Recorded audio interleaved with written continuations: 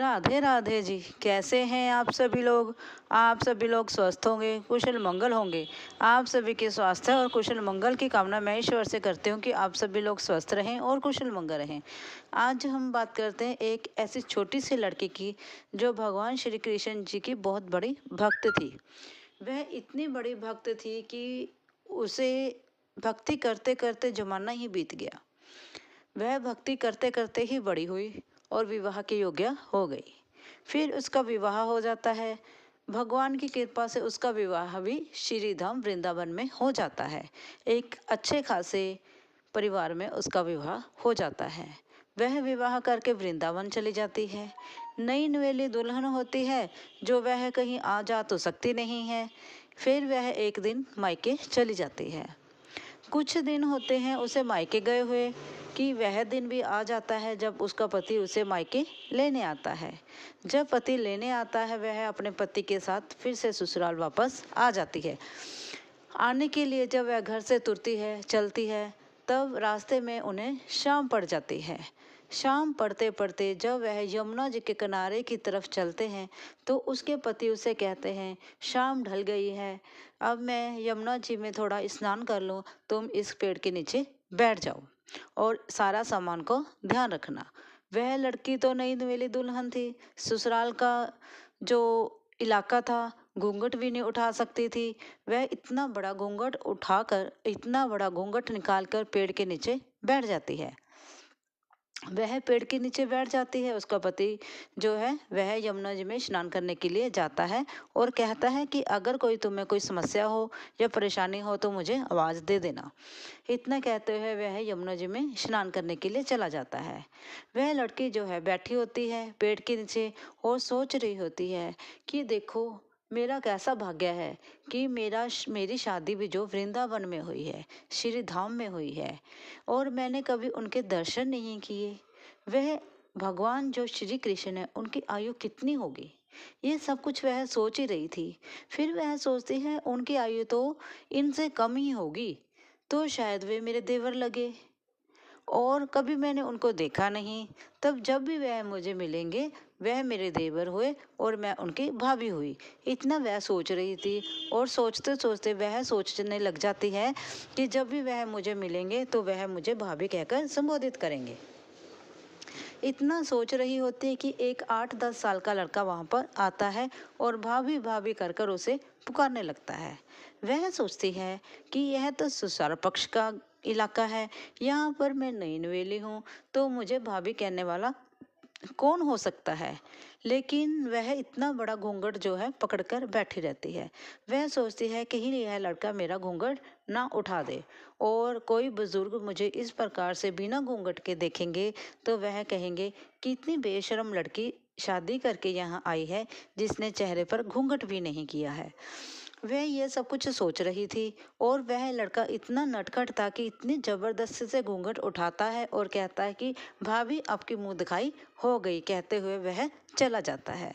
जब उसका पति स्नान करके आता है तब वह अपने पति को सारी बात बताती है और कहती है इस प्रकार से लड़का आया था, वह बताती है।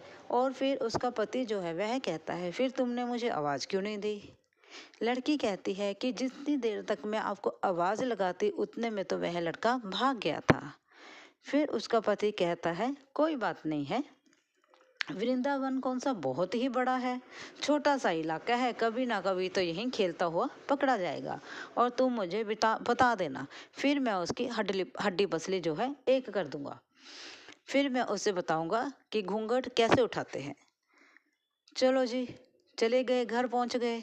घर पहुंचते हैं तब सास कहती है, जो लड़के की माँ होती है वह कहती है बेटा देखो अब तुम्हारी शादी हो गई है, बहू जो है मायके में भी जा आई है, अब तुम इसे बांके बिहारी जी के मंदिर ले जाओ और बिहारी जी के दर्शन करा दो। फिर जो लड़का है उस लड़की को लेकर, अपनी बहू को लेकर बांके बिहारी जी के मंदिर में चला जाता है। वहाँ पर बहुत भीड़ होती है। खचाखच मंदिर जो है भक्तों के साथ भरा होता है। लड़का कहता है चलो तुम आगे चलकर बांके बिहारी जी के दर्शन करो, मैं पीछे ही आता हूँ। वह लड़की जो है आगे आगे चल देती है इतना बड़ा सारा घूंघट को संभालते हुए, डरते हुए, कहीं कोई मुझे बुजुर्ग देख ना ले, इस प्रकार से सोचते हुए वह आगे भीड़ में चल रही होती है। तभी लड़का जो है आगे आता है और कहता है, तुम पगली हो, तुम घूंघट तो उठाओ, तभी बांके बिहारी के दर्शन करोगी। घूंघट के साथ तुम बिहारी जी के दर्शन किस प्रकार से कर सकती हो। इतनी बात सुनते ही लड़की ने अपना घूंघट उठा दिया। और जब वह घूंघट उठाती है तब वह क्या देखती है, जरा आप बताओ।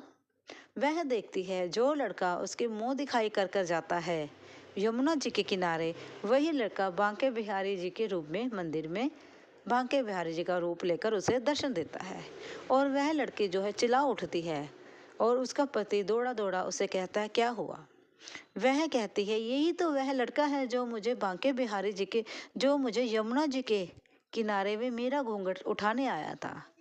वह लड़का उस अपनी पत्नी की सभी बातें ध्यानपूर्वक सुनता है और सुनकर उसकी आंखों से आंसू आ जाते हैं। वह कहता है, इसकी भावना, इसका प्यार और इसकी भक्ति कितनी अद्भुत है, जिसे यहाँ पर श्री धाम वृंदावन में आए कुछ ही दिन हुए हैं और इसे बांके बिहारी जी खुद दर्शन देने के लिए आए हैं। वह अपनी पत्नी के पैरों में गिर जाता है और कहता है, तुम कितने भाग्यशाली हो कि तुम्हें बिहारी जी खुद दर्शन देने के लिए आए हैं, तो तुम्हें भगवान के यहाँ मंदिर आके दर्शन की क्या जरूरत थी। इतना कहते हुए इस कहानी से हमें बस यही प्रेरणा मिलती है कि बांके बिहारी जी हमारा प्रेम, हमारी भक्ति देखते हैं, हमारा पाप पुण्य या फिर हमारा झूठ और स्वच्छ ये सब कुछ नहीं देखते हैं। वह देखते हैं हम उनके ऊपर कितना अटूट विश्वास करते हैं, या उन पर कितना भरोसा करते हैं, या उनसे हम कितना प्रेम करते हैं। कहते हैं ना, जो इंसान भगवान से अटूट प्रेम करता है तो भगवान तो दौड़े दौड़े आ ही जाते हैं। भगवान प्रेम देखते हैं, श्रद्धा भावना देखते हैं, वह और कुछ नहीं देखते हैं। और इसी प्रकार से अगर आपको यह मेरी कथा